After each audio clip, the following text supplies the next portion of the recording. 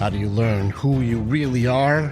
It's not found in books. It's found on the battlefield. All right, welcome back to the battlefield of the mind. I'm here today with Chris Burkett from the To Be Better podcast, which we got to do in his studio. So it's pretty cool to go on together and do this on my side. So I'm actually really excited to have you here, brother. Yeah, I'm excited to be here. All right. Very interested to see how this is going to go. There's more people who know you than me, but it's going to be funny for you to just explain for the people who don't know yet. So who are you and what do you do? I am somebody that talks shit for a living. I have a podcast with my wife Peaches, and we do personal growth and development, relationship things, basic communication things. We are trying to help people to be better, hence the name To Be Better. We get the world is not a very nice place right now for men and even for women. You know, we are at odds with each other, and we're just trying to create some sort of common ground for people because this is not sustainable long term. So, all right, let's just go in and start going any direction that you want to go. If you were to go like, let's go ahead and start fixing the world. This is where if you could just wish a couple things away and help people to not be at odds with each other, where would you start? Golden rule. Golden rule. So we start off with treat each other the way you like to be treated, right? All right. So where do you think we're going wrong with this? It's no longer about treating people the way you want to be treated. It's all about what you can get from somebody. And that's the unfortunate path that we've taken. And as social media continues to push a narrative, people become more about me. What can I get? How can I level up? Where, how does this benefit me versus looking at things as a team aspect? The me-ism religion. I did a large training on, I call it, even from the pastor's side, of people that I know in the religious side, they call me-ism the second oldest religion of all. Because this was the religion that, biblically, Satan preached to Eve that now you can be like God. It can be you who is the center of all things. You can be like that. And now people are going into the narrative that they are the center of the universe. Now, there's a lot more of this behavior that's, been labeled very quickly narcissistic. But what are some of your views on these things where it sees where this is affecting people in very specific ways? What are things that you're combating? Well, before we get to that, it's important that you just mentioned the Eve eating the apple so that we could be like God. Mm-hmm. Well, in that scenario, the next part of that story is that after they ate the apple, darkness came into the garden, and that came with depression and shame, and we were able to recognize our nakedness. So, on a biblical standpoint, we are not in a position where we can be free of those things because of our aspirations to be more than what we were and more than what we were designed to be. And I think that's important. I actually, Peaches and I are currently studying the book of Genesis. So it's funny that you mentioned that. Anyways, things that, can you ask me the question again? I'm sorry. I was hung up on that. No, it's good. Listen, we can roll any direction. It was just more about the meism and people becoming the center of the universe. And I actually was just curious which direction. If you want to go more into that, I know some people are like, biblical. Why? I think there's lessons to be learned through the Bible. Mm-hmm. Personally, if I go principles, I go Jesus himself, but the lessons through the other books are still there. And I think that it's interesting to go into. If you chose meism, what changed? You said shame, you said depression, you said darkness came into the world when it wasn't there before. We can roll that direction. I actually don't mind that. If you feel like this is important, especially getting people to stop seeing themselves as the center of everything. Right. Well, we're not the center of everything. And that's the problem. And you can even tie that back into the meism thing in the way that people have that want to step on people to level up and use people. It's because people don't want to work anymore. Like the effort that goes into we're supposed to be tillers of the land, right? In Genesis, they talk about how we're supposed to till the earth and be thorn and thistle and grow our food and do all of those things. Idle hands are the devil's plaything. But women will look to a man who has income to level up because she's got a body right now. Time is a depreciating asset. Beauty is a depreciating asset. So they try to take advantage of that in the moment. And then you get men who are wanting to work and provide, but don't see the value in a wife anymore. And so it's a me thing. I'm going to date this woman until I can get the next best thing. And when the next best thing comes on that I can level up on, I'm going to do that. I think that is a reason that we're also having the issue that we have with the meisms. Yeah. Remember that loaded question that I gave you in Peaches? Do you guys remember when I said, like, when should a woman settle? Yes. When should a man settle? And I think this is where it falls into, is we think that the provision that we have now means I should always be upgrading. The society push of, like, even the question of, should I be settling, or is this settling? Can I do better? And then measuring better based on, like you said, depreciating assets like finances or beauty. Right. But if the question is, can we do better? Shouldn't that be an internal question? Can't I do better? Well said. Yes. But that's not what's being pushed right now. Remember, golden rule isn't there. And I'm looking for, I am already good, or I am already the center of what things should be. I deserve attention. I deserve more freedom, more vacations, more conveniences, more. I want more. But there's obviously massive flaws in this. Yeah. What are some of the things that, like, obviously, if you should be looking at you and not externally, look at the flaws. What are some things that you would just try and shake somebody awake from this dream? Oh man, that's a very hard question, because everybody's circumstances are going to be different. It's not going to be a one size fits all thing. I got to be honest. The masses, I guess. Public perception is probably the biggest one, and you can tie this back into religion as well, because as we are. Everybody, it's herd mentality, bro. Everybody wants to fit into the thing. As you said on my podcast, that guilt, shame, and blame is going to push people into submission and doing what they want to do. And if the normal right now is high body counts, leveling up, stepping on people to get what you want, versus actually doing the work, reading, praying, trying to be the better person for your family, even if not for yourself, that public perception is what's going to influence young people into the life that they're going to live. And that it's not going to work. That's not sustainable. You're going to see a decline in birth, which we're already seeing. Relationships are at a 70 to 80% divorce rate. Like, there's not a structure around family the way that it used to be. And a lot of that comes down to control, but it's perception. You know, you're considered a simp if you say you love your woman. Like, we get another judgment. That's one thing I love about where you guys are in, is you guys are doing what you believe is right. Not who is right, but what is right. But the narrative of who is right is the game for herd mentality right now. Right. And there are no people challenging to go, wait, is that right? Or is that just you say I shouldn't talk back, or I shouldn't say anything, or I should somehow censor myself because you'll be meaner. Right. And this is, I think, but who gets to dictate? Who's allowed to have the control? Who's the meanest? Who's the most judgmental? Who's the most shameful? And them with the biggest following and the loudest mouth. And that's an interesting thing, is what gets a bigger following? Actually saying something of value, or shaking your butt? What's going to have a bigger following? That's right. So we're valuing what? Booties and boobies over true values, or, critical thinking, or even creativity in a way to make it so we can think outside of the problems we've created. No.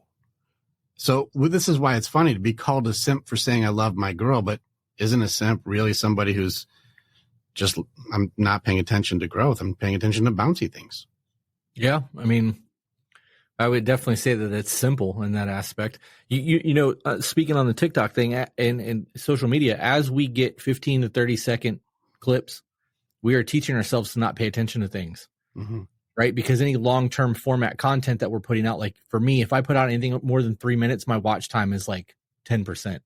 But if I put out a 30 to 40 second clip, they'll watch the full 30 to 40 seconds, but that's not enough to get monetized. So they are, social media companies are essentially paying people for dummied down content, are promoting people for dummied down content because they're not getting paid for it. And that's what people are being trained to ingest. So it's actually shortening our attention span. It's basically giving everybody a superficial ADHD. Yeah. It's a really interesting thing that's happening for people. We can't focus, but I do think there's a little bit of a pushback. And there are people who are waking up to this, but it's difficult because it's the herd. Right. And the outliers are where, like, I think this is where you and I, and tell me if this sounds too crazy. I'm going to segue off of this and then bring it back. I'm in a group of people where, like, I hang out with a lot of fitness guys, and one of the guys told me, like, if you can bench over 225 as a guy, you're in like the top 10% of men. Most guys can't bench over 225. Wow. And I was like, that's not true, man. That can't be right. Almost every dude I know benches over 225. That can't be true. He's like, well, who do you hang out with? And I'm like, okay, I guess I hang out with that 10%. Like those are the guys that's my circle. And so in my perspective or my world, like it's got to be like 90% of dudes can bench 225. I don't know what you're talking about. Almost everybody can do this. Well, it's the same thing with who do you hang out with or network with? People who want to grow, people who are trying to improve, people who want to do better, or do you hang out with average to below average who want status quo, don't critical think, don't challenge or question anything, and just go with the flow on whatever there is? Well, what kind of people do you hang out with? Right. Well, you're hanging out with that 10% or plus, and so it's going to feel weird. Like, how can the herd be doing that when we're in the outliers? We're in the ones that aren't the herd. And it makes your perception a little bit weird. Like we're just watching that, but it's hard to identify with, and maybe help me. I'm maybe leading in the wrong direction here, but what do you take for it? I mean, and I think that in that mindset, though, when you look at what nature is, there's lots of different herds and a lot of different creatures. You know what I mean? And if you've got sheep, they're hanging with sheep. The wolves are with wolves. That, the gorillas are with the gorillas. Yeah. And I honestly, I mean, I know people in life that can bench less than 225 or can't bench 225, but like, you're right. I don't hang out with those people. And I'm not big into the fitness game like you are anymore, but like, I've been able to do that since I was, 19 years old. That's just normal life shit. Right. So my herd is different and my mindset is different. My growth mentality is different. So I think that speaks on, we find our tribe. Yeah. Okay. And so then we're getting into like, do we ever challenge? What tribe are we in? Who's the leader of the tribe? What is the rules or the creed of the tribe? Yeah. I don't think there's enough people asking questions. No, there's not, because that requires more than the 30 to 45 second mindset. Boom. And we're training people to not pay attention for more than 15 or 30 seconds. It's interesting. Interesting. Where would you want to go with that, man? Like, I feel like you're holding back a little bit. Like, there's a thing here that I would like to uppercut. I mean, this is your podcast, dude. No. You're listen, you told me when I sat on your couch, Southern rules. You're the guest. Take it anywhere you want. Man. Mi casa su casa, bro. Well, then I am underprepared because life happens and I came in here and sat down like, okay, Rick's going to talk a lot because Rick talks a lot. Rick, I'll give myself some feedback on that, my own humility. When I listened to that second episode, I wish I would have listened to you more. Yeah. That was I was like, man, because I was in flow. I was like, go. It was great content, dude. My Discord fucking loves you. I don't know if I can pull it up. I'm not going to even attempt that because it'll probably crash my system. But there is a thread in my Discord where people are like, I've watched the Warriors Way Mindset episode 1 and 2 like 3 times, 6 times. I'm learning something new. I got a fucking notebook now. And like, dude, you hit a lot of points that made people think. And that anger is how we cry clip is like, I've gotten private messages. I've received emails over that. Like, people are like, thank you for that. I was able to explain to my wife now the way that I process emotions. And that was good episodes. Thank you. I feel like the third one, I hope people are subscribing to your Patreon for that. Because that third one, I feel like we went even harder. I haven't even watched it yet, to be honest. Yeah. I passed it off to my guys so that they can edit it. And Steve is working on it right now. I haven't got to see it yet. So yeah, I feel like when we finished that last episode, we were all like, fuck. Yeah. That was good. So I do hope people subscribe to get that last episode because I felt like we were in sync on that last episode. Yeah. So we will for sure be posting clips. I haven't got the clips folder yet either because he's still processing the main format. But there's a lot. There was a lot of conversation there. Let's segue then. Like we're talking about the world. We're talking about society. We're talking about social media. We're talking about the obvious stuff that everybody bitches about. Let's just be fair. Mm-hmm. Let's get into that anger stuff. Let's talk. You have a men's group. I have a men's group. We work with men. What are some things that you've noticed that like, man, our brothers need to be more aware of, or if we can start putting things out that I think both of us need to be doing to like let guys know like, hey, like even November is men's mental health month. And like, Randy just sent me a link to say, can we stitch this thing? We're like, it's men's mental health month, but I don't think anybody's going to talk about it. So I actually think that November is suicide awareness month. Every month is, I think all the months should be all the months anyways. Yeah. So our men's groups are very different. Yours is, you battle a lot of like depression and things like that. Mine is purely like date relationship shit for married men and, business, because I'm very big on financial freedom. Fair enough. So my men's groups talk a lot about, starting LLCs, hiring and firing, mixing business and family, trying to figure out marketing strategies. So our groups are a little bit different in that aspect, but I noticed that the biggest thing in my group, to answer your question, is the lack of financial freedom that most men have. And I think that's what draws men to my podcast, is because I'm financially stable. At 43 years old, I was technically retired 2 years ago. I came out of retirement to create the podcast. So I don't have to work anymore. I'm financially set that my business is bringing income, and I don't ever have to do anything ever again unless I want to. And men see that and they're like, well, how did you do that so young? And I was like, well, I sacrificed a lot of my life that I'm not going to get back to have it now so that I can enjoy my time. But I have a lot of trial and error, and those men want that trial and error so that they can skip steps. And that's the mentorship. That's the reason that I do the men's group. I think that's awesome. Do you subscribe then to the hustle culture, or do you say there's a better way? Define hustle culture, because that can mean a lot of things. Yes, that's a good question. So as far as like, I see guys who fall into like some of their online people who are like, showing their Lamborghinis and work 27 hours a day and, sacrifice everything now so you can live like others don't live later. Like, is there a balance to this, or is there truth to that? Well, I mean, all of that's bullshit. The in front of Lambos, and, if you're like a billionaire, you might want to spend that kind of money on a car that you're going to keep for less than 30,000 miles. But most of those people rent those cars, or they lease them and then give them back. Like it's not a purchase, but I do believe in the sacrifice now so that you don't have to later, because your body's going to fail you at some point. Your body is a depreciating asset. So if you have a strong back in your, teens, 20s, 30s to build a business, so that in your 40s and 50s, you can run that business and work on the business while people work for the business, it's going to put you in a position where you can truly retire. Roth IRAs, mutual funds, marketing, things like that goes a long way. But so in that aspect, yes, I do subscribe to the hustle culture. I missed a lot in my younger years to get to where I am, and I would do it all over again without question. Mm-hmm. My body's beat to piss though because of it. Like I'm constantly hurting somehow. At 43 years old, my body's done. But that's, it was worth it. It was all worth it. I at 43 years old, I can do whatever the fuck I want. It's a good thing. It's a very good thing. Yeah. But on the speaking of balance, you can't be a hustler and a father. Explain. Well, you're going to sacrifice one aspect of your life to give 100% to something else. So if you're giving 100% to your business and growing your business, your kids are going to miss out on dad time.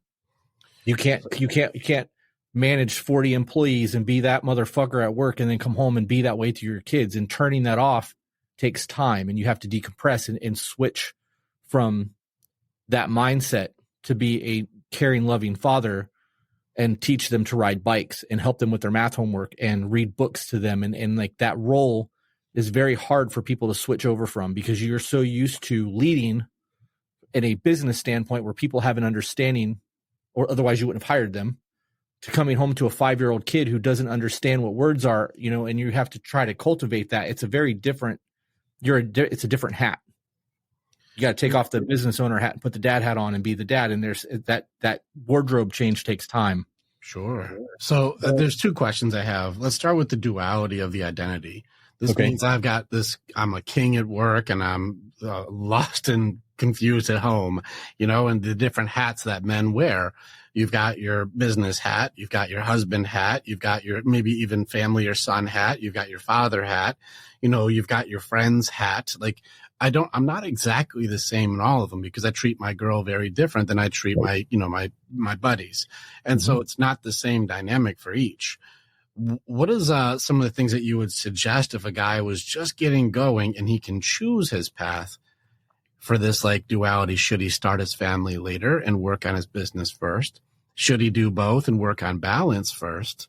Or, what would your suggestion be? Success looks different to different people. Mm-hmm. I have a friend who his only goal in life is to be as good of a man as his father was. So his work-life balance is very different. He's more of a father than a business owner or anything like that. So, I mean, that priority needs to be established first.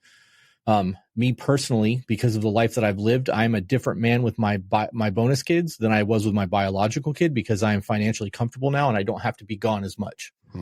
So if my kids go, "Hey Dad, I want to go to the garden," I'm okay. Let's go to the garden. I can do that right now. We can go do that. But my biological didn't get that from me. I was like, Daddy's got to work. I can't. I have things that I have to do. Oh, you're graduating 8th grade today. I got a client. I'm sorry, I can't be there. Mom's going to have to go. So if you can build your empire without children and get to the point where you're financially comfortable and you can work on your business instead of working in your business and then have kids, you are going to be a better father than you would have been if you were not there. And being there and not present is also a problem. If you kill yourself for 10, 15 hours a day and come home, crack a beer and sit on the couch and your brain is dead and you can't interact with your kids, what's the point of even being there? They're not getting dad. They're getting a shell of a human being. Mm-hmm. So that work-life balance matters to that aspect. And if it was me, I would do what I did. I would do it all over again. I would work hard as fuck through my 20s and 30s, retire, or at least, work less to be more present with my children, because they're going to become little versions of me based off of the things that I teach them. And if I'm not there to actually raise my kids, society is going to do it for me. Social media is going to do it. Teachers are going to do it. And that's a problem. Yeah. It's a really heavy thing to say. And it's a lot that you just put in there. Here's one then. If let's say there's a young guy, let's give him 19s, early 20s, doesn't have a family yet, he's not married, doesn't have his girl yet. And let's say, I really want to focus on my business. And let's give him 10 years. He makes it, right? Okay. 10 years. He was very successful, grinding for 10 years. Now he's in his 30s. And he's like, all right, now I'm going to start the dating game. I'm going to start, getting into the field. There's most likely going to be an obvious disconnect from that skill level. He hasn't been cultivating relationship stuff, hasn't been working on the heart side or love side, has only been working on business and finances. Do you see some of the obstacles that this guy is going to run into that you would maybe help him get ahead of? Stay with us. We'll be right back. Warrior, thank you so much for being a part of the information that we have. And you're part of our story as we are a part of yours. It's very much an honor to be able to connect with each other. If you want to know more or you want to get started with working with me or working with our warriors so that you can begin your path to authenticity, strength, leadership, and accountability, this is the way. Together, we are way stronger. Now you get to choose. Do you go forward or keep doing what you've always done? If you stay where you're at, hey, click on some of the stuff and follow what it is. We got motivational stuff. We've got podcasts. We've got more things. Just subscribe and do the stuff and we'll keep you updated. But if you want to start going in, start jumping into what our programs offer and start your journey and being the hero in your own story.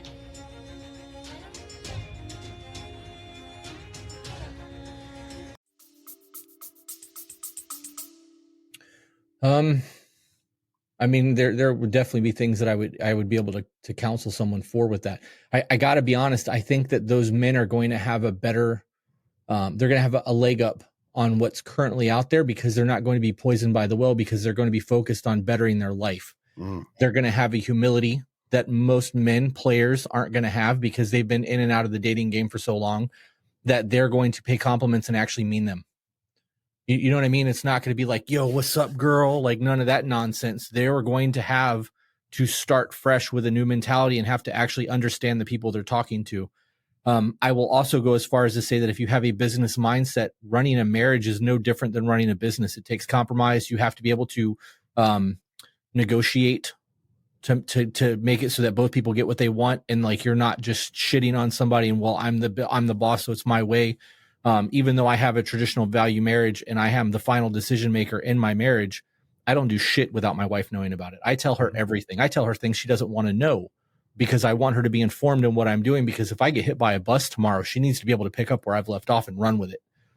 So, but I wear that crown, and heavy is the head. You know what I mean? Like, I can't expect her to just roll with me and not know anything and be completely in the dark. She's got to be able to be my lioness. She's got to be there to help me battle in the event that I need to. So in that aspect, to answer your question, because it just kind of side railed, that person that has been in the business world for the last 20 years or 10 years going into his 30s and has success, there's a couple things he's going to have to worry about. At 30 years old, he's going to be finding women who have multiple kids most of the time, if they're, divorced kids, things like that. And that's going to create a whole new level of distress that he's probably not going to be used to, because not having kids and all of a sudden having kids in the home is a very hard adjustment to have. Even if you love kids, it's very difficult because the way that you were raised and the values that you've had instilled in you are not going to be instilled in those children, because there's probably trauma there, because most people fucking have trauma now. And you're going to have to deal with the child's father on the top of that. And hopefully you're able to co-parent, but you are going to be opening a whole fucking can of worms getting into that aspect. Mm-hmm. So that's going to be a problem too. And that would be, I think, where I kind of would cultivate the thought process behind the men, is to look for people who are not damaged goods, because they have something going for them. At that point, they're the catch.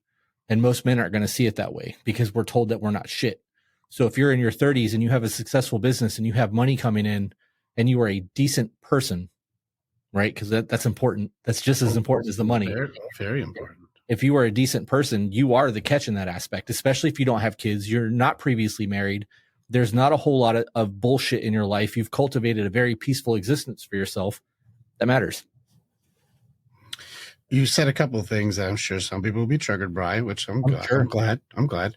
But I want to go back one step and then bring it back to the who's the prize thing. All right, let's say the ladies are listening to this and they're like, well, I don't want to be fucking with the players while you're building a business. I don't want to have to get abusive baby daddies so that I can, by the time I'm 30, I can start, trying to court this high values or value man, like this guy who's worked on himself, worked on his business. I got to pause you, Rick. The high value man thing doesn't fly for me. What is having money doesn't make you high value. It means you've got a bank account. Values comes from self-awareness, integrity, quality of character. That makes somebody a high value man. If a lady is looking for a man with money, she's not looking for a high value man. She's looking for somebody to take care of her. That's not relationship foundation. Like, that's not how it should go. Good. So now the guy who's been working on his business now for most of his life may have a little bit of confusion going into the dating world, because his value to her will be what? It depends on the woman. Yeah. So now we're in a bit of a conundrum of like, what's the best way that we could say, like, for her and for him, if he's putting in until the 30s and he's not dating until the 30s, he's not playing because he's working on his business. And so now my finances are good and now my business is good, but my relationship, I'm kind of starting from a low amount of experience here. And then what should she be doing for this? Like, let's just say 18 to, so like from 18 until say 30-ish. So now we got 12 years. What should she be doing in her 20s? Hot girl summer? No. Hooking up with dudes? What should she be doing? No, because this is a very difficult conversation, because we are looking at a very, very small percentage of people. Yes. The amount of men that try to become entrepreneurs is less than 10%. That try. Mm-hmm. Men who actually become entrepreneurs is 2%. Yeah. So out of 100% of men, less than 90% actually try to open a business. The ones that do try, it's right around 2% actually succeed. And when you look at that number over 3 to 5 years, that number becomes less than 2%, because people fail in the first 3 to 5 years of their business for whatever their reasons are. Yeah. So we're looking at a very, very small percentage of men. Women who are very cautious about who they lay with, right? That's a very small percentage of women, because it has now become the norm to have a high body count, or to, if men can fuck whoever they want, so can we. Like, I gotta be honest, this is going to piss off a lot of people. And I'm sorry, I know this is your podcast, but there's a mental illness to that. Sure. My value comes with who is willing to lay with me. Like, are you fucking kidding me? That's telling me that you don't value yourself at all. Because if you value yourself, if you're a commodity, if you owned a $250,000 car, is anybody going to be able to drive your car? I wouldn't let people drive my car if I paid that much money for it. It's mine.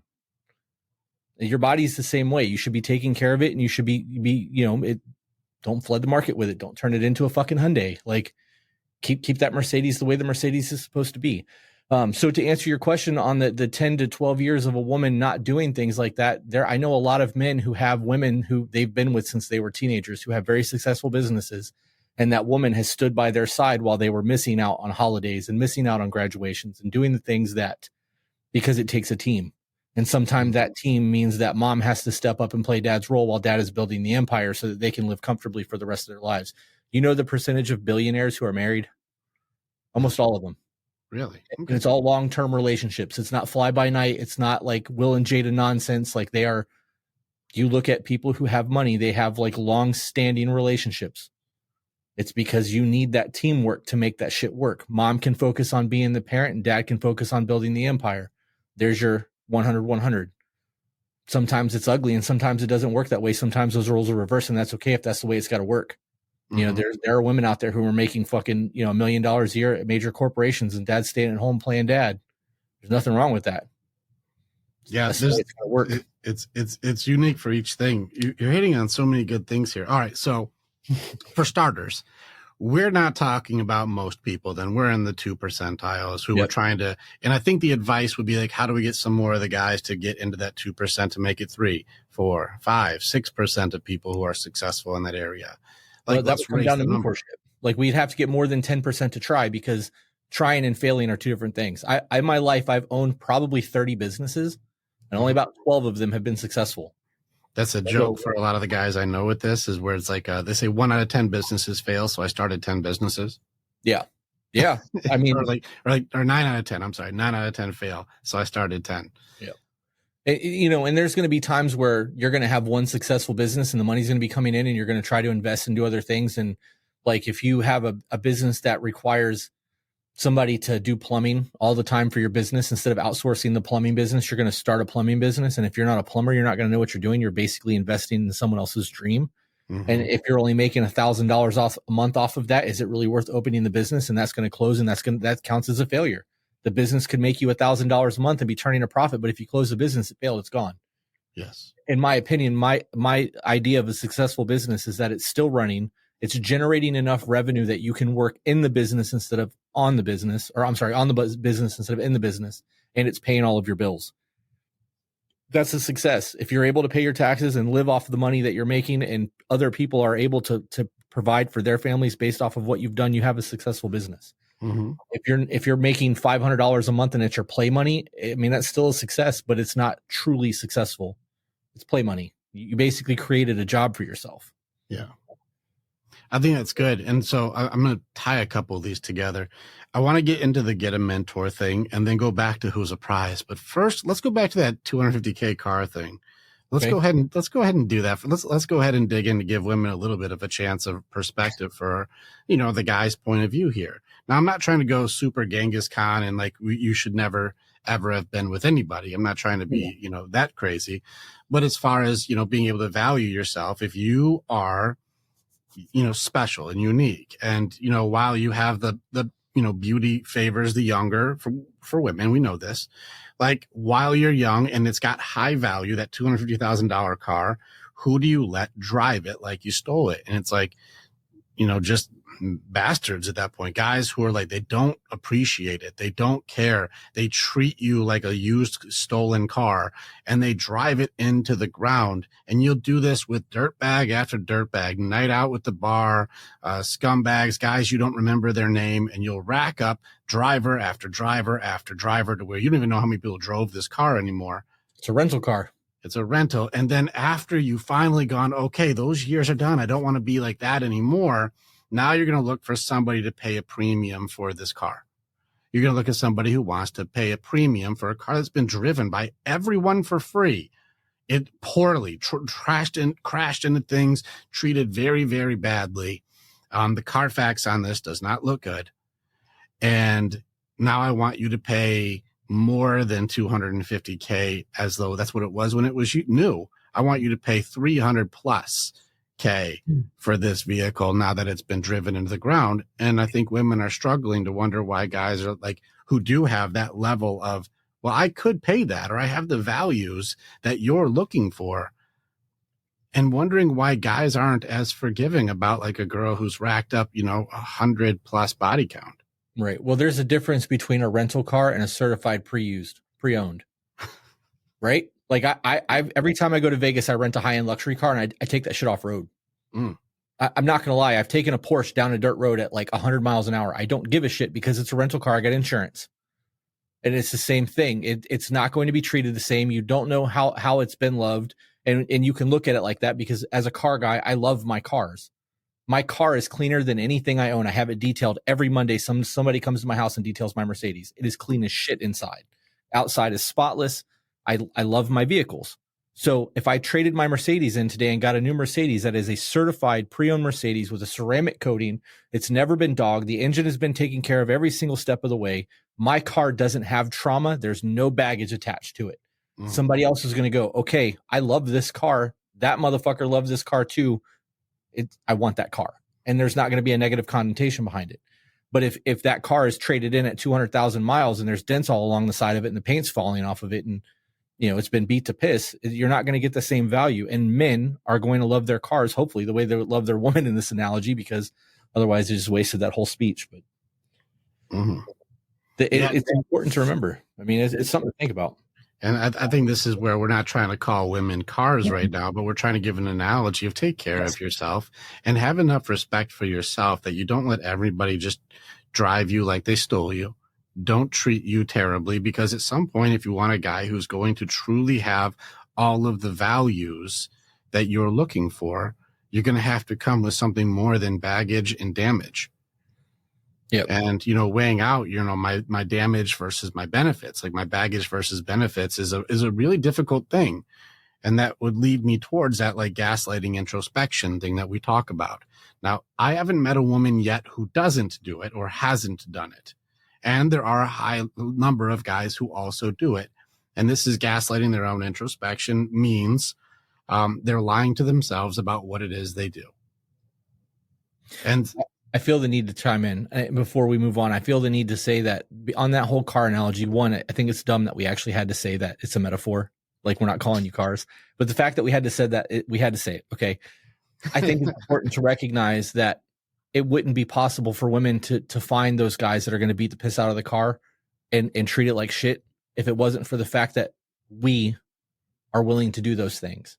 yes. So while women are over there going, I can't believe he's saying this, blah, blah, blah, blah, blah, you haven't listened to my podcast. We hold everyone accountable over there. So it doesn't matter if you're a male or a female. I'm going to call you on your shit. So I feel the need to address that, just like you needed to feel the need to address the metaphor thing. Like, men, you have to step up and be better. You can't expect to treat everyone like shit and then come into your own and be like, okay, I'm ready to settle down now, because all the foul shit that you did to women, other men have been doing to women. At some point, we have to break that, or it's not going to ever improve. We're just going to keep reliving that shit. The blame game, sure.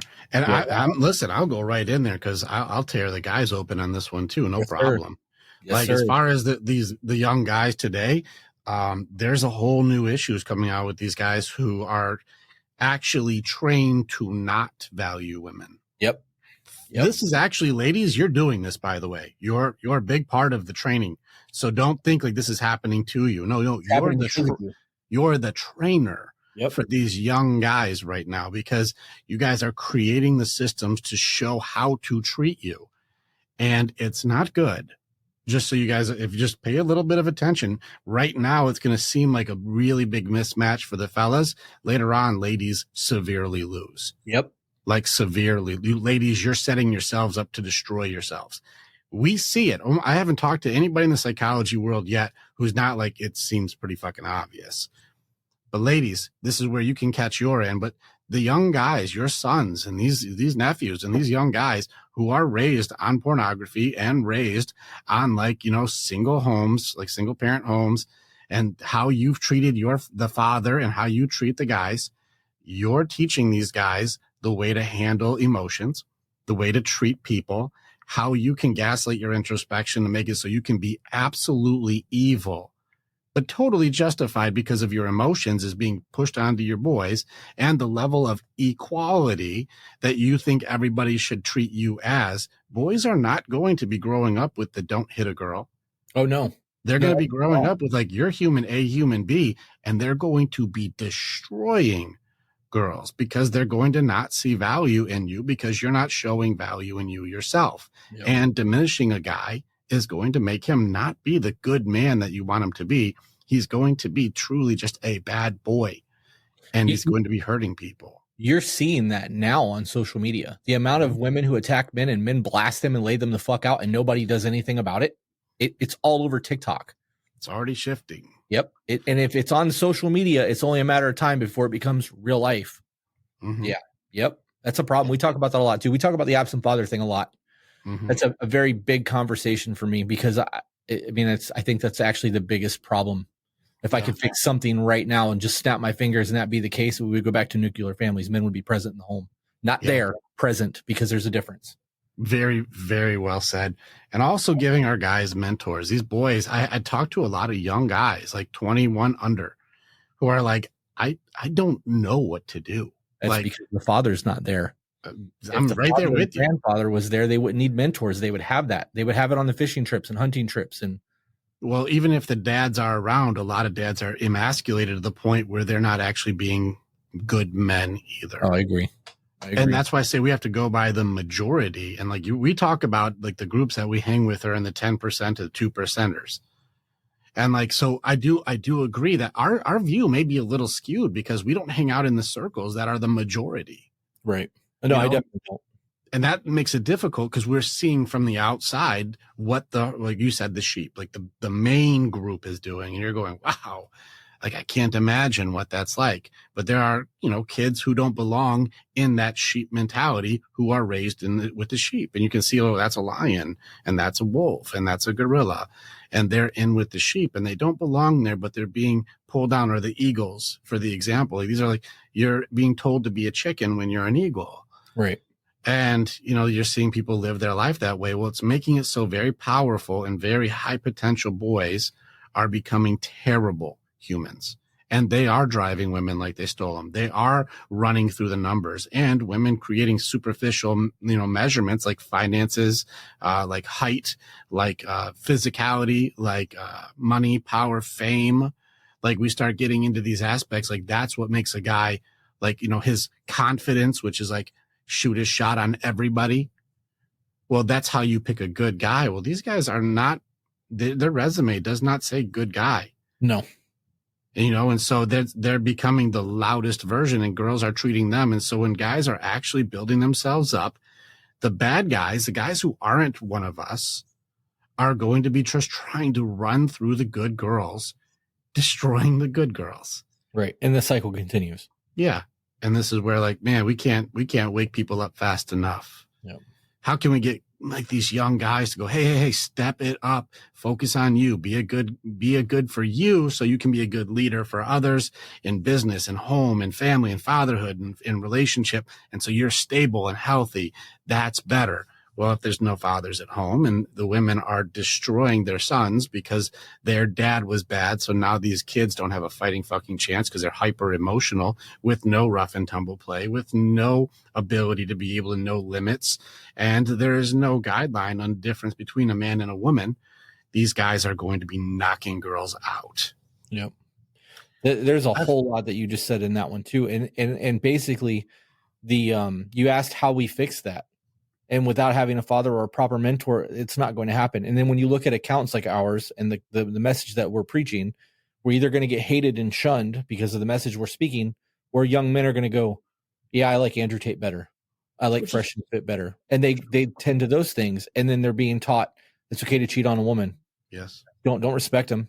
Use them. You're the prize. They just want you for your money. So treat them as such.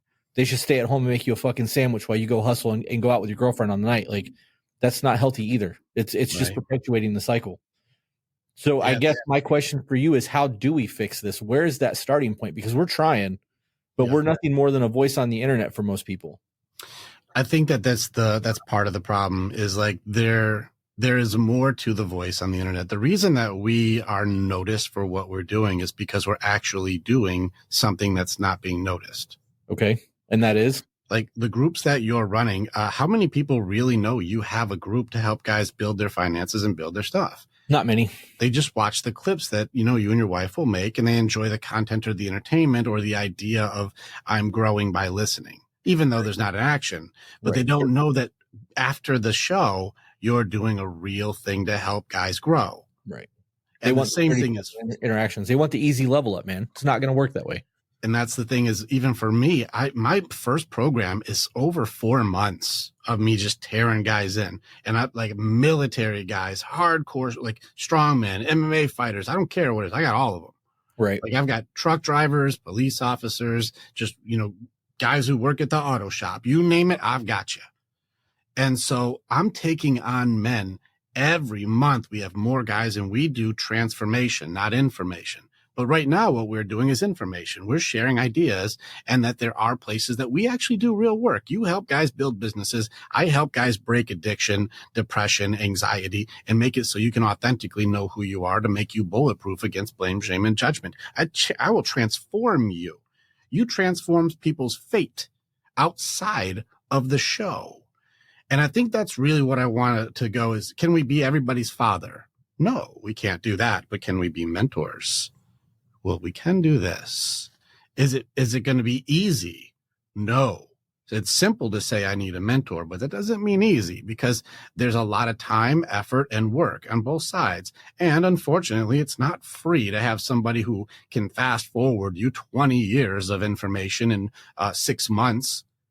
Okay, so then what do you say to the men who are saying, you guys are preaching mentorship and you're willing to do it, but there's a fee attached to it? What about the men who can't afford to pay for your fee? I think that this is one of the things. Here's my personal opinion, because I have also spent over $100,000 of just busting my ass 9 to 5 money to be able to pay for certifications, training, mentors. I've put in like a lot more than I ever did in college. Right. Is in specific trainings that I wanted to do.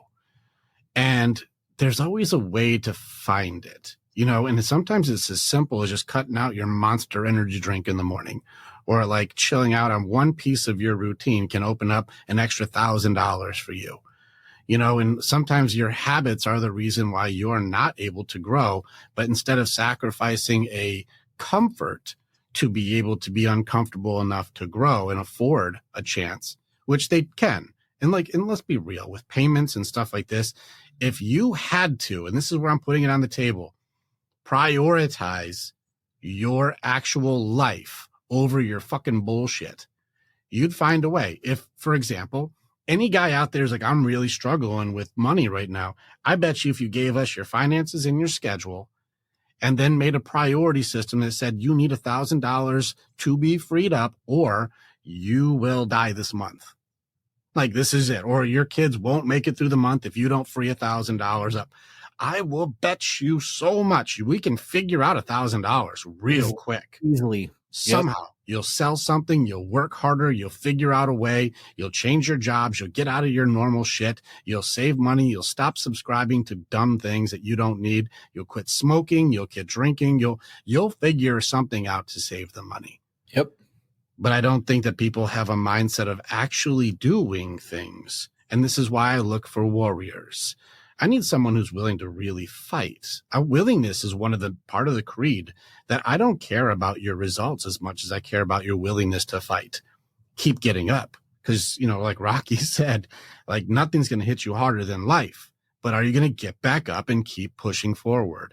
Those are the guys I'm looking for. I'm going to tell you one thing, Chris. This is something that I let guys know. I'm going to openly put out there so people know where it is. My 5-month program that I have coaches and everyday support for, it's only like $7,000. I'm way underpriced for how much we put into our guys. Anybody in this industry, for how much support I do, it should be over $30,000, but I can't work with regular guys with that. There's no way a guy who's making like $50,000 or $60,000 could ever afford dropping $30,000. They just couldn't. Right. So I'm like $7,000 on payments. It's like $1,700. We can figure it out. Right. So I had to do it this way, but I've also made it so that every month there is that guy. There is that guy who will walk through fire. That guy he would do anything for anybody, take the shirt off his back. He will fight through anything for his family and to do anything it takes. There's those guys, but they do not have the money. They just never had a mentor like you. They never learned business. They never learned how to make it. They just didn't have anybody show them how to do it. Every month I take one man and I pay for him. Every month there's one guy that I go, this is my guy. We put $7,000 down for that one guy, but it's the guy who shows up. It's the guy who does the work. It's the guy who keeps supporting and putting something on the table. It's the guy who goes, I don't have a lot to go with, but I'm doing everything I can with what I've been given so far. That guy we pay for every month, one guy. So what do I say to the guys who I just don't have the money? Fucking show up. Yep. Keep fighting. Keep showing that you have the drive inside of you to be a warrior that will fight for your family, that will fight for your future, that will fight for the potential that you have inside of you. And just because you don't have money doesn't mean you don't have hope. So fight, man.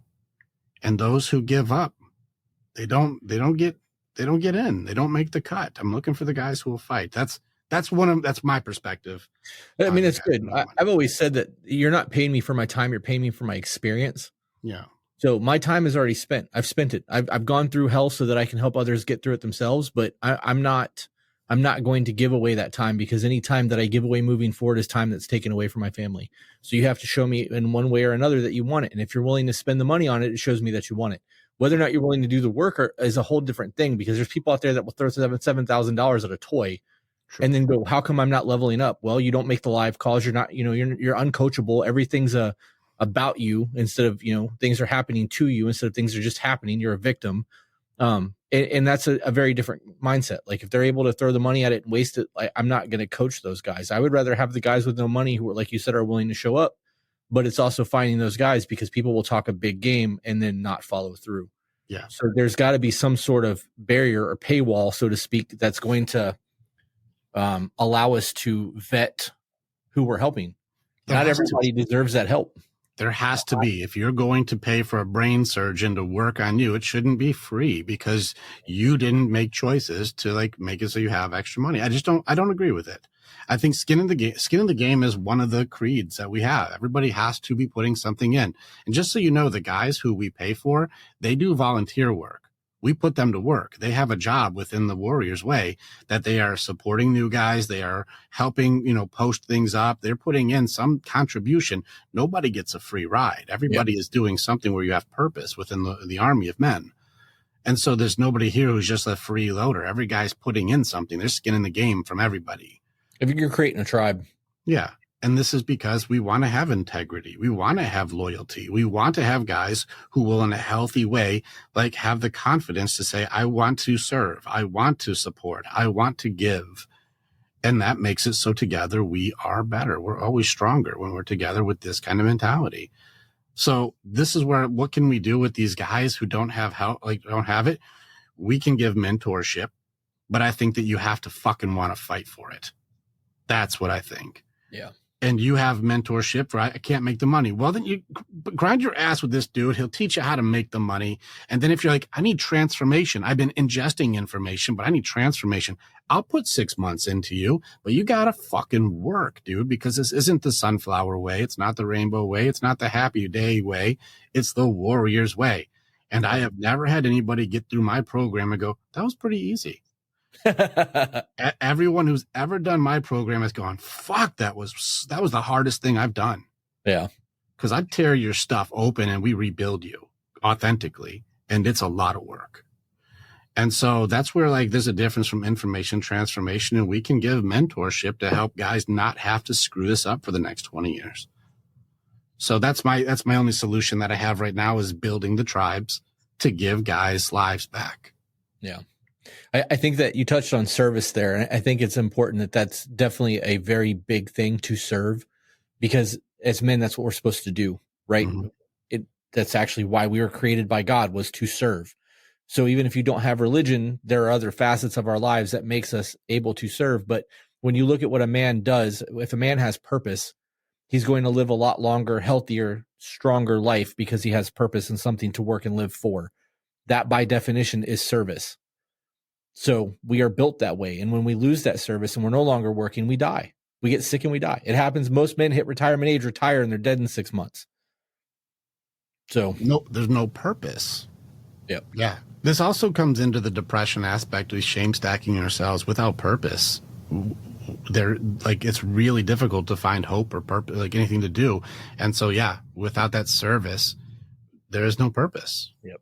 We are loved for what we can provide still. It's still the game right now. That'll always be the game. Yeah.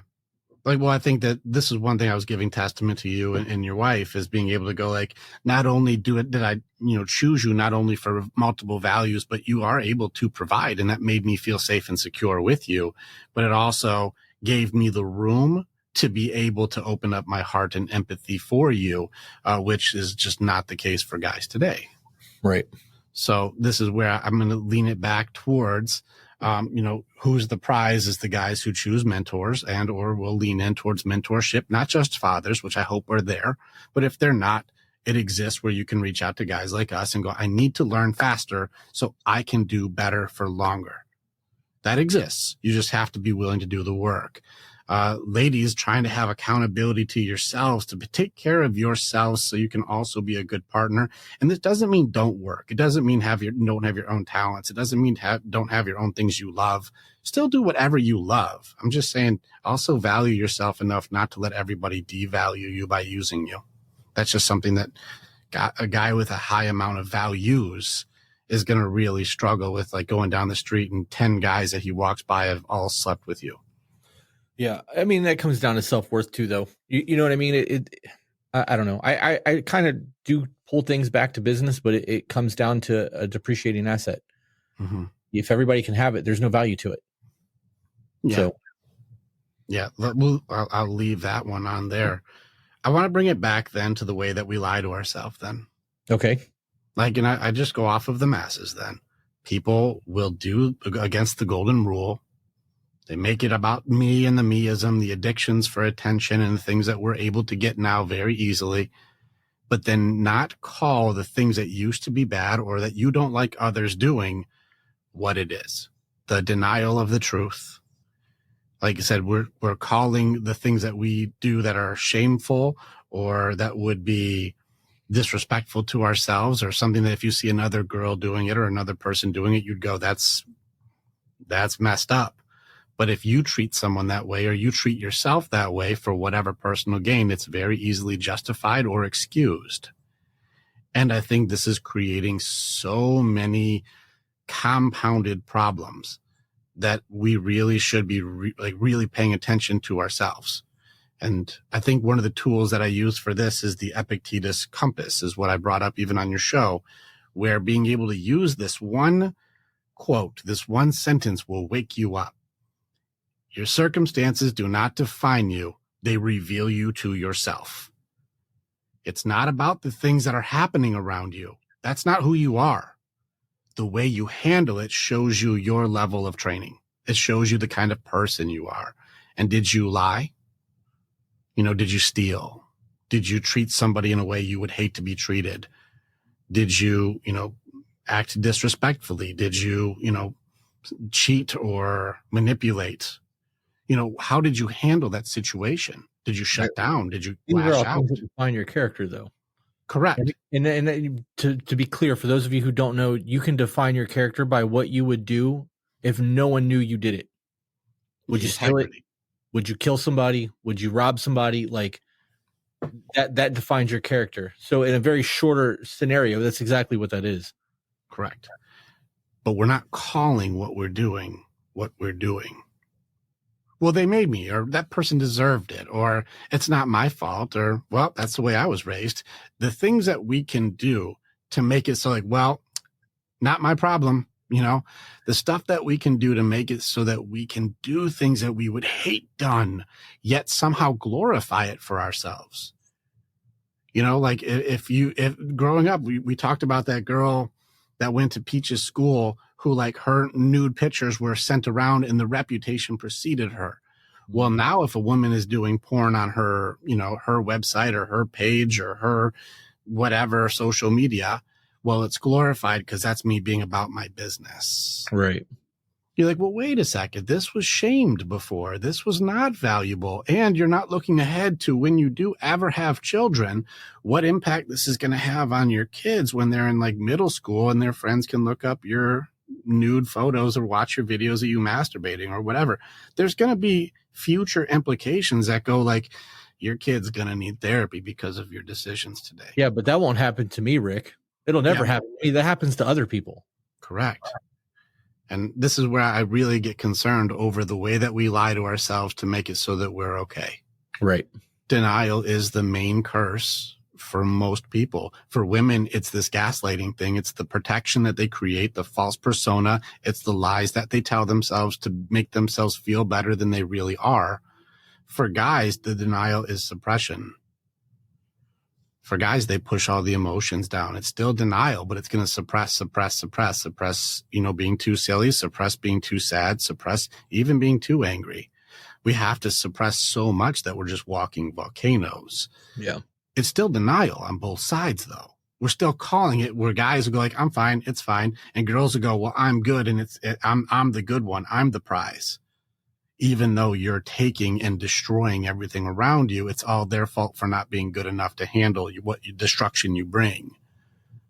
And that goes into friendships. The backstabbing, the betrayal, the gossiping, the talking poorly about somebody, being nice to their face, and then talking terribly as soon as they walk away. That's somehow justifiable for maybe attention or maybe being popular. That's just normal behavior now. People don't realize that if somebody gossips to you, they'll gossip about you. The other thing I want to point on is the self-worth thing. If you're doing all of those things that you just laid out and you want to be the prize, you have to have self-worth. There has to be a value there for you to actually be a prize. And if you have poor quality of character, you're not a person of value in any way, shape, or form, and you don't truly love yourself. Well, so, there's a lot. The problem with all of this is we can do this until we're blue in the face. And we can like put all of this out there, but unless people are able to take accountability and go, okay, wait a minute, I'm the fucking problem here. I'm the only thing that can change in my universe is me. And it didn't happen to me. It just happened. And this is how I have to respond. And I can either grow or become stagnant. Nothing's going to change from it. And what you were saying a second ago is it's everybody else's fault. Nobody ever says, well, I did that. I fucked up. How can I not do that next time? What's the steps that I need to take? Let's give them a step. Let's give them a thing I want to make it so we can give them a little bit of like, it feels okay. I want to make it so we give some reassurance to our people.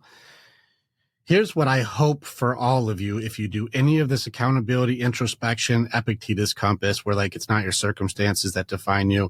It's revealing you to yourself. Here's what I hope. And my prayer is for all of you. I hope you're the fucking problem. I really do. I do too. I hope you realize you're the reason your relationships fail. I hope you realize the reason there's an argument is because of you. I hope you realize the kids aren't doing well because of your system. I hope it's you. But why would Rick want me to be the problem? Why would he ever want that?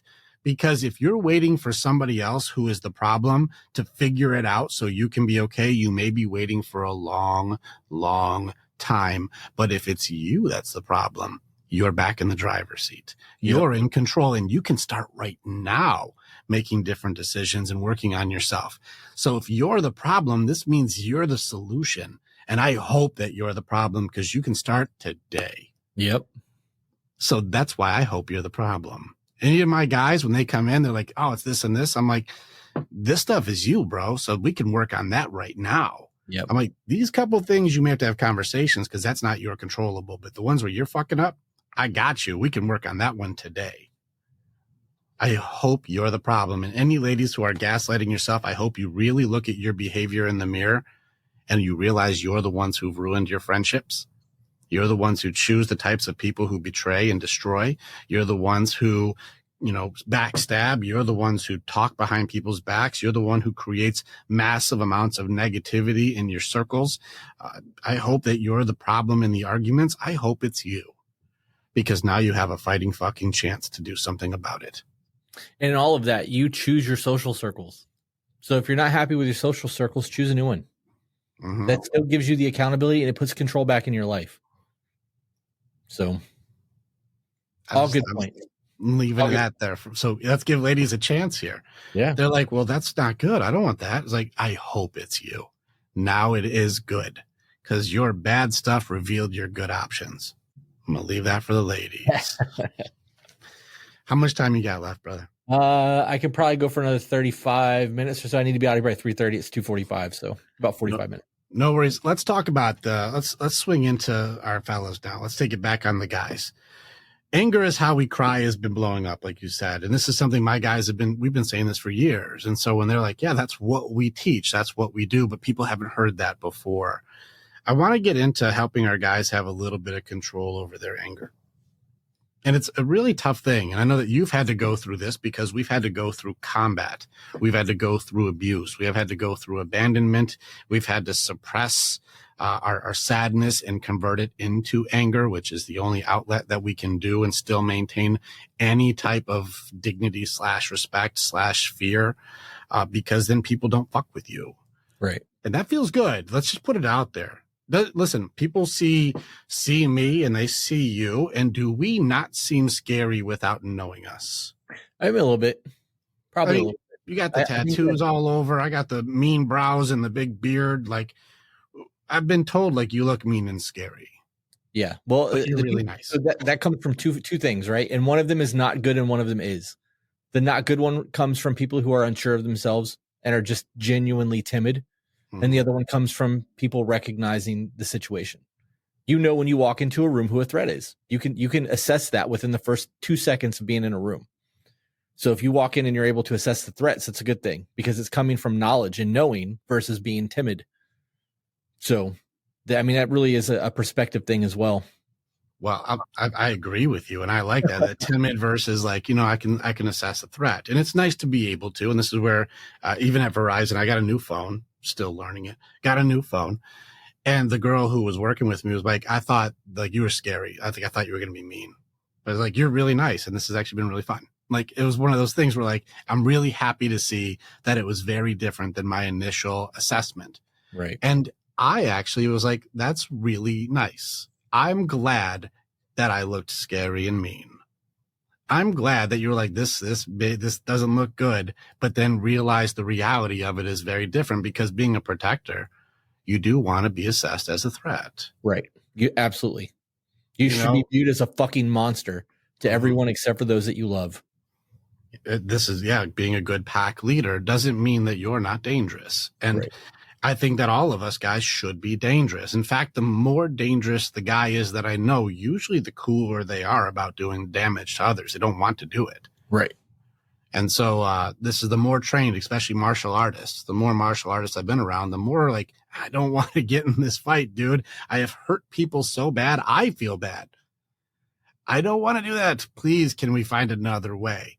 But the guys who want to prove themselves because they have a little bit of training, these are the ones that show themselves as like, you're gonna get caught by somebody who knows some shit. But yeah, they're not battle tested yet.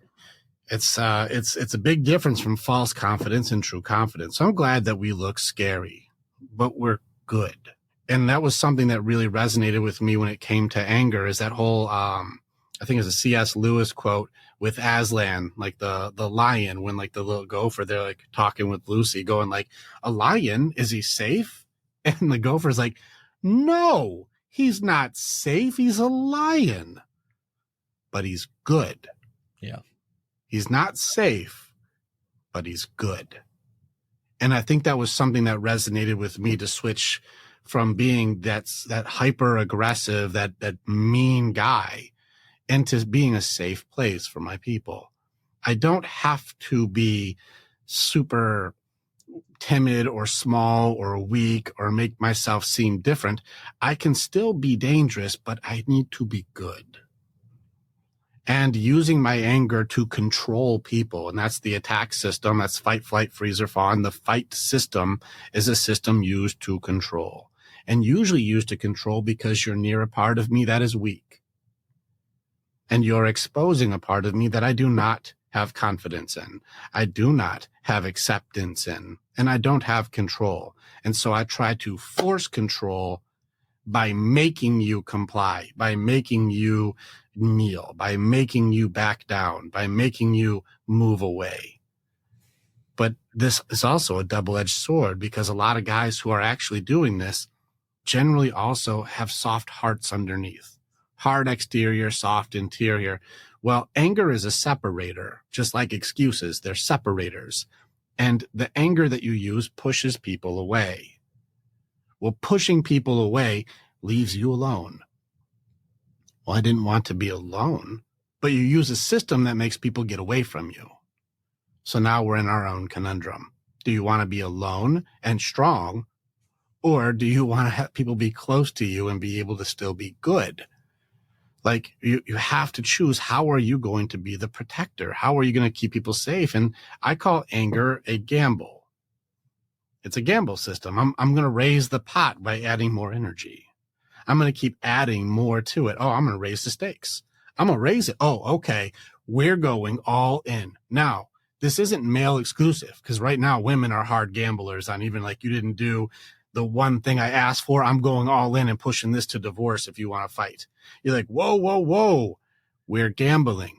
Yep. This is, where, like, that's a different thing for the relationship part, because autonomy and things like that for boundaries need to come in place.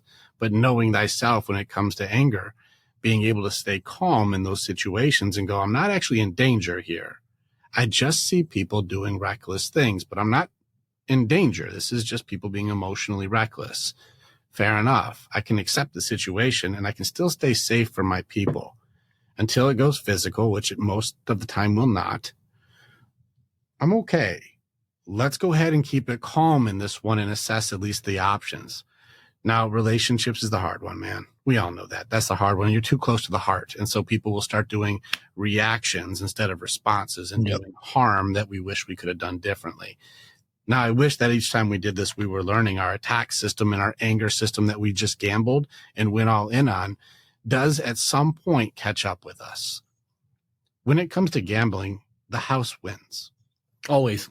And what I mean by that is you can only go all in so many times, and you can only try to win an argument by force so many times until you may be right or won the argument, but you lost the dynamic. You lost the friendship. You lost the relationship. You lost whatever that dynamic was that made it so you had people close to you is now gone, because you valued the gamble of being angry and right over being able to stay calm and reserved and understanding and, keeping composure. There's a gamble to this. There's nothing wrong with being dangerous, nothing wrong with being capable, nothing wrong with competency. I think it's important to note, too, that nobody wins an argument, because even if you're right and you win the argument, the other person feels like shit. There's not a win there. I am actually a really big proponent of your perception of is your reality. So if you're in a situation and you view it as an opportunity versus a problem, you're going to deal with it differently.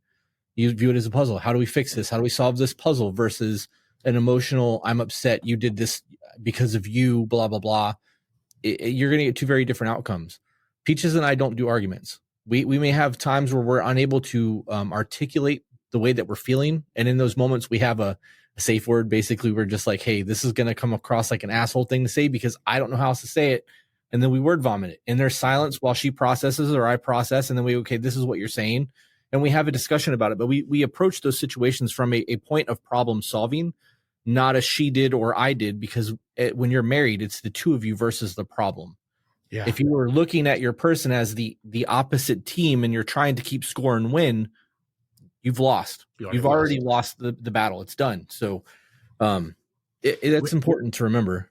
I love that you said that perception being reality, because if that's the truth, is that the reality is only our point of view, and our goal is to sell or convince that our reality is the right one, that means we're wrong before we even started. This is important for anyone who just heard that sentence to process it for real. If you're going to argue because your point of view is right, but everybody's point of view is different, and you're going to be aggressive or be the loud one or the judgmental one or the mean one to make sure your point is heard, I'm going to clap in your face because I'm right. Right. You are wrong before you began. because their perception is also reality. Everybody's truth is only theirs, which really does come down to, I'm writing about this in this new book. I don't think that humans really can handle or accept the truth because we keep making it our own. We keep adding to it our experiences, our fears, our doubts, our opinions. We keep adding to it, which alters the truth from being what is to what I think it is, or what I believe it is, or what I want it to be. And that makes it so that people are constantly trying to debate their point of view is right. And they can't accept another point of view. It's amazing to watch this. It's fascinating, which means if you're trying to use anger to control other people because you think you're right, you've created a justice system that makes perfect sense to you, and others need to comply because you are the master of the universe. You are wrong before you started. So maybe pump the brakes and work on responding over reacting. Right now, you're gambling. Now, something I'm going to praise you when you and Peaches said that thing where you talked about, I don't know if I have a better way to say this. I'm about to word vomit it, but it's not because I'm trying to be mean. It's just I don't have a better way to say it. Stating your intention before you begin saying something and having the agreement that we're going to do this before the big game. Calling an audible is tough to process in real time. But saying like, sometimes I'm going to say things that doesn't mean I'm being mean. It's just I don't have the right vocabulary for what I'm trying to articulate, which is fair for all people because language is too limited for emotions. Yep. We don't have the sophistication of wordplay to be able to properly articulate an emotion that people can both grasp completely. And I'm going to take a step further because it's not just everyone. It's even worse with men because we are not taught to identify. And we have to suppress. That's right. So it's even worse with us. So yeah, that's why we have those things, because we've been in an argument, or well, we call them disruptions. We don't argue. We have disruptions in our day and then we go about our day again. But we've had them where I've been saying something and I've stopped and she's like, "Are you going to finish that thought?" And I'm like, "I don't know how to say what I'm trying to get across. So I'm just going to say it." But yeah, you're right on the audible thing. We are very big. And for those of you who have listened to our podcast, you'll know this. We are very big on laying down expectations ahead of time.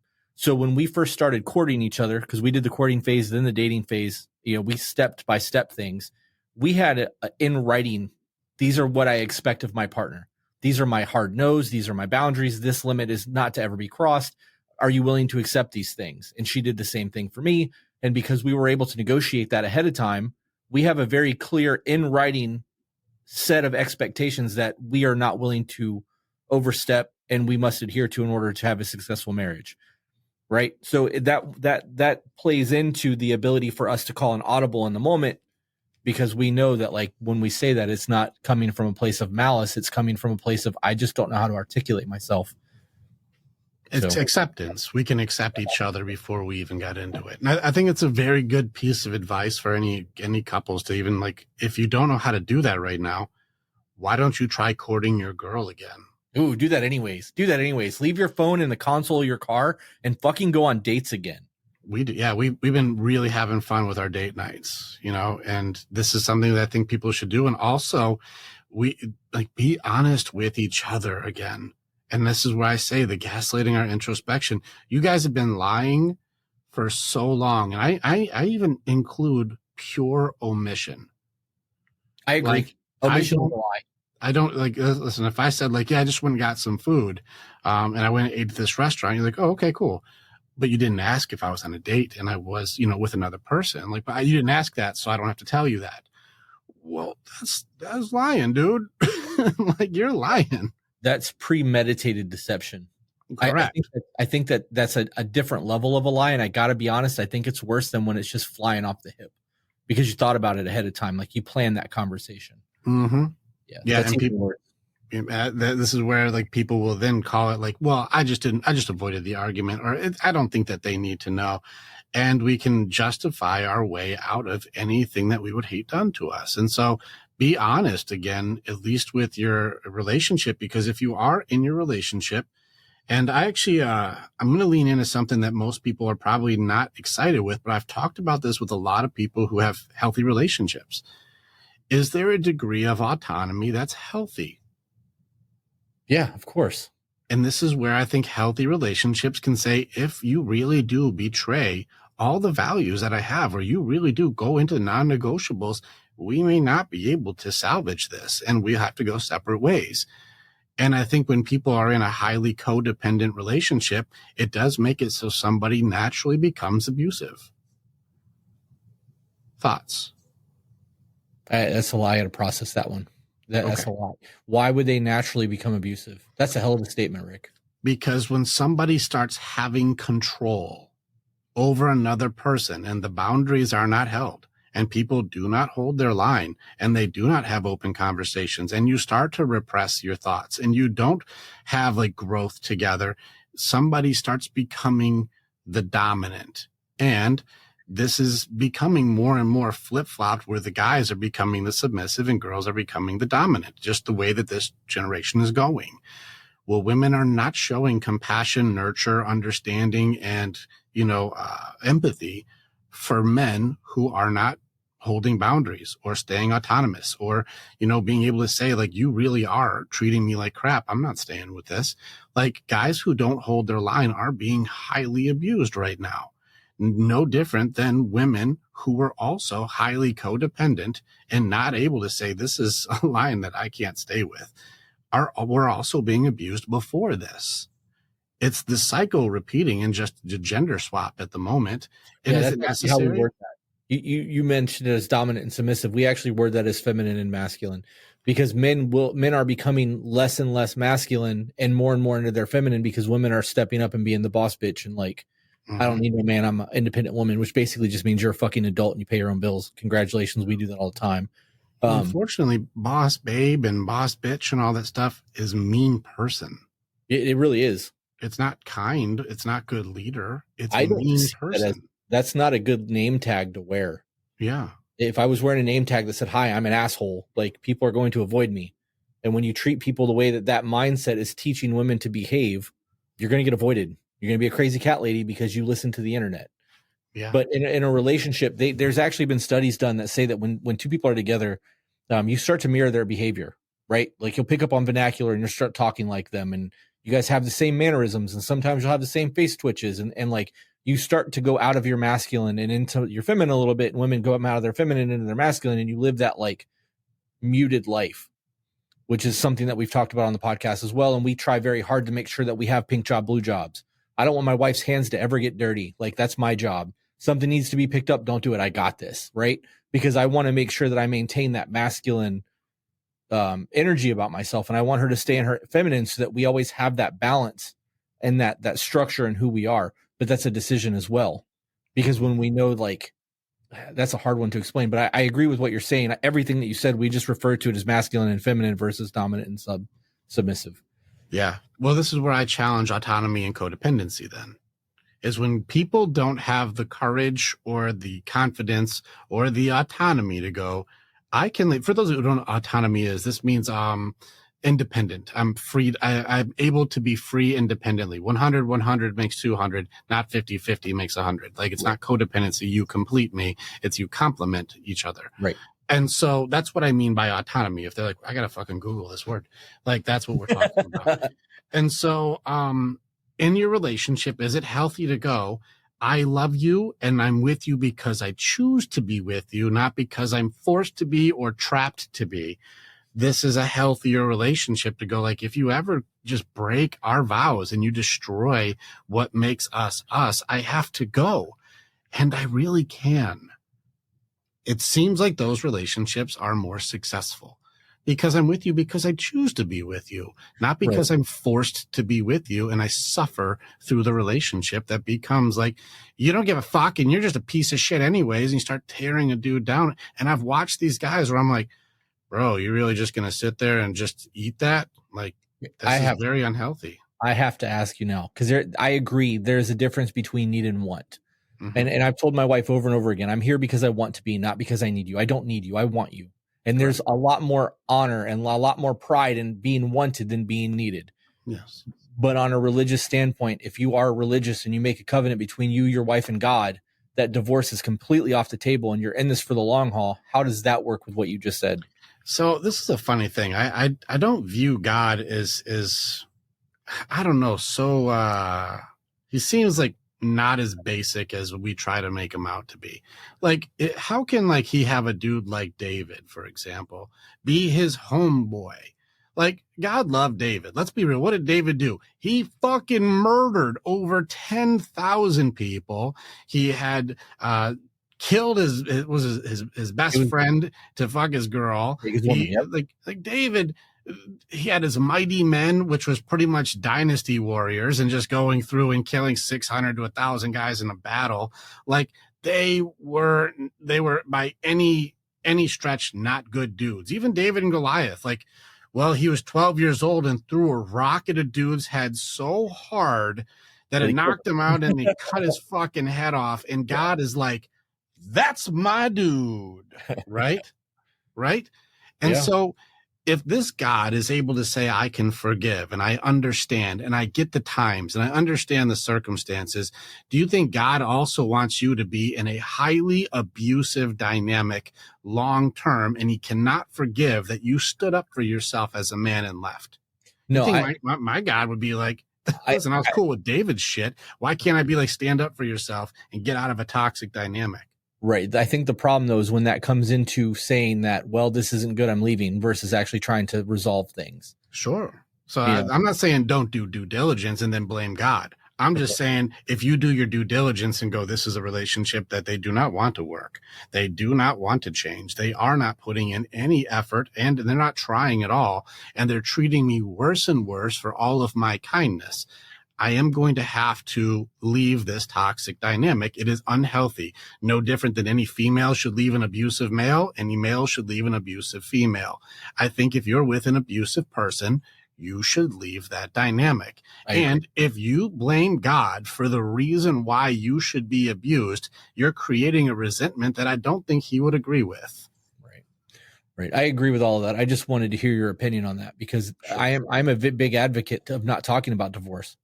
When you put that on the table and that's an option, it gets leaned into, versus when that's not an option and you guys are having a problem and it's the two of you versus the problem and you're able to kind of like figure things out, you're going to have a better scenario and you're going to grow together because you're not hating each other. You can't keep points on the same team. Like, I think the autonomy fixes that if you have a healthy mindset. If you work to know thyself and you work on your things, you can then know what is best for you, bringing your best you, and they're trying to bring their best them. I think if you're working to know thyself, it gives you a different level of combat that you're able to have together, because now you're not fighting each other, you're fighting something together. And I think that that's where the autonomy has to be there. The reality is, for anybody who's like, this is something where I struggled with my groups. When I would work with a man and he would level himself up tenfold in every category, health, wealth, love, happiness, mindset, his ability to grieve, his leadership, every category gets better for my guys. Well, the woman that he chose and the relationship that he had when we met, the woman isn't doing anything. And so once he gets here, he's like, hey, babe, like, I also would like you to grow. And many women also like, hey, whoa, I'm noticing this gap. Like, what do? I want to do something too. I want to grow. But for the ones who don't, they try to sabotage. Oh, yeah. And when they start sabotaging, you have to realize, I don't know if this is my match anymore, because the person that I was with was based on the level that I knew, and I wasn't healthy. And I chose this relationship from an unhealthy standpoint in myself, that this is the best I can do when I'm an unhealthy person. And then you realize when you become healthy that you are with somebody else who is equally unhealthy. The measurement there is willingness again, effort. Are you trying is the measurement. I don't need perfect results, and it's never make no mistakes. That's not the game. Are you trying to do better? Are you working on finding your own mentor? Are you working on finding your own way to improve? Are you trying to break your curses that were put on by parents and by exes and by people from your past? If you're just fucking fighting and trying and bringing the warrior out and not living just in damsel mode only, then we have a chance. But if you're going, I am on this upward turn where I am growing and on a high trajectory of improvement, and you have somebody who's like, well, Just make sure you still do good things for me. And I'm going to be very unhealthy, demoralizing, toxic, shaming, put you down, judgmental, sabotaging. And yet I need you to still take care of everything for me. And I'll be worse for you. I don't agree that that relationship is meant to be, because the Bible says I have to be now in a torturous relationship that makes me no longer fulfill my destiny or potential that God created me for.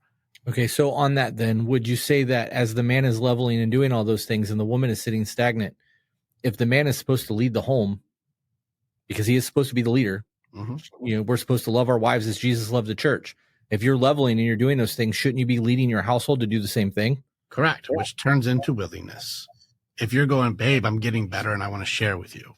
Babe, my intent is also that you grow with me. Babe, I want to work. I'll help support you. I'll get in your own group or do your own thing. I'll support you through your own growth. I think that that's a very healthy thing. If she says no, no, no, no, Right. no, well, then you're like, well, I can only lead those who choose to follow. Right. And even Jesus couldn't do miracles in Nazareth. Like, you can only help the people who are like, I want to do better too.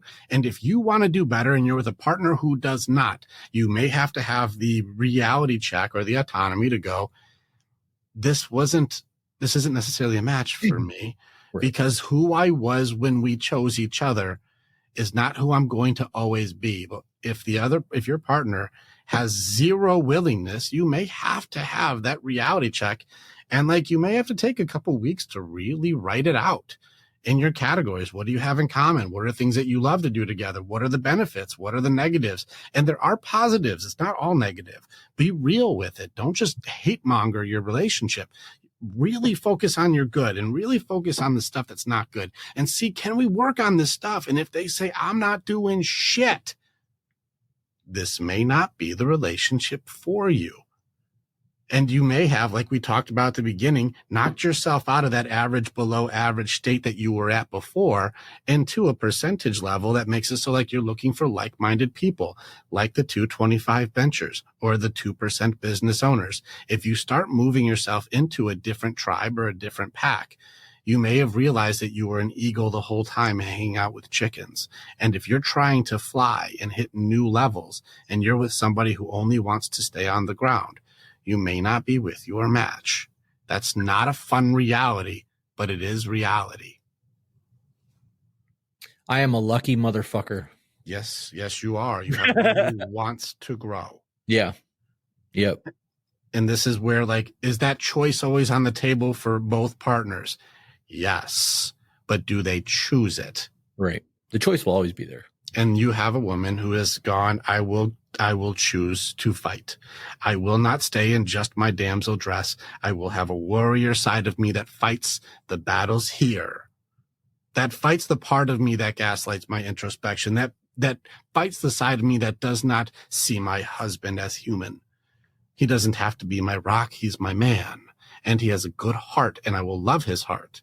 Your wife has broken out of the masses that cannot show empathy. And she is so fucking hated for it, dude. It's so amazing. This is why it really is. I give It's you scary. guys so much credit. It is a scary situation. Give me an example of what you mean by she's hated for being able to like really own herself and own her own parts. She's called a gender traitor. She's been called a slave. She's had people say that because she's happy, she's oblivious to how much I'm using her, and that she's with a narcissistic man. And I mean, the list goes on and on and on. She's called every name in the book all the time. And we've, the fourth wave feminists always want to talk about, well, you should be doing your own thing. What happens when he dies? Do you have a retirement thing set up? I hope you have a prenuptial agreement and blah, blah, blah, blah, blah. And like, it's just constant negative radio static. Yeah. What do you think the reason for all of that is? She's no longer wearing her zebra stripes, bro. She's not controlled anymore. Right. And so what they're trying to do, it does seem like, get her back into line again. Right. Get back in line and do what we want you to do without, and this is where, like, when I do doubt training, I'm going to leave it on this one just for doubt itself. I've beaten doubt outright. I'll teach you how to do it in 5 fucking minutes. Doubt is very beatable. Had me beaten down for 20 years. I'm sure you can relate. I'm not good enough. I'm not able to do this. I don't feel right here. This isn't me. Like we get into doubt all the time. Doubt's beatable. The definition of doubt is that doubt offers nothing and takes from you everything. That's the definition for it. That's how he works. And if you can catch it, you can see where it is. So here she is saying, I have found a way to be empathetic and loving to my husband, and we have never been happier. And people say, you're a gender traitor. You're a slave. You're bad. And you're like, well, what is the offer that they're putting on the table for her to have if they listen to them? You'd sacrifice your love, happiness, your marriage, your family, your potential. You're going to sacrifice all of this to have what they're offering. Well, what is the offer to say you're a gender traitor? Join the unhappy group? Right. Well, and that's exactly what it is. It's You're misery. offering, Misery loves company. but you're offering nothing. This means I have to sacrifice everything I've worked for to make you happy, and the offer is nothing. You're a slave. You're a betrayer of women, or whatever judgment there is put on the table there. Well, the offer itself is for nothing, which means when I get these offers, I thank them for the offer, but I happily decline. Thank you for your offer, but I can see that you want to destroy my potential, my marriage, my heart, my love, my compassion, my empathy, my connection. You want to destroy this, and the offer is for nothing. You're using judgment and shame to make it so I choose nothing. Thank you for your offer, but I will be declining that offer. Thank you. I do not take it personally. Doubt will try in all these different ways. The other way that doubt tries to get people is rhetorical questions with cadence. What's the fucking point, dude? What's the fucking point of doing this? What's the fucking point? Well, if I leave that unanswered with that cadence, it sounds as though that's already an answer. Like I should just quit. That's exactly what it sounds like. What is the point, though? Why are you doing all this? What are you fighting for? What is the reason for it? Change the cadence and answer the question. I bet you find something inspiring. Well, that's the difference between opportunity and problems. If you view it as a problem, it's a problem. If you view it as an opportunity, it's an opportunity. It's exactly what you just did. Right. But this is how doubt works with rhetoricals. What am I even doing this for? What are you doing this for? Change the cadence and answer the question. I bet you doubt doesn't like that you do it. But if you leave it unanswered and just leave the tone there the way it is, you'll feel like you answered it, and the only answer is to give up, which means then you choose nothing. Answer the question. I bet it reinforces why you should keep fighting. So catch the offers. That's the way that you beat doubt. Is, did you notice when somebody is calling you a name, when they are judging you, when they are shaming you, and when they are putting you down, that there is no offer? And if you choose to accept the offer, then you choose to give up on your potential, your fulfillment, your connection, your love, your passion, your dreams for nothing. So it's okay. And I give you full permission. Everyone listening to this, I give you all full permission to decline the offers for nothing and fight for something that you actually love and believe in. And that's how you beat doubt. This is just for anybody who's like, well, fuck, that's fucking helpful.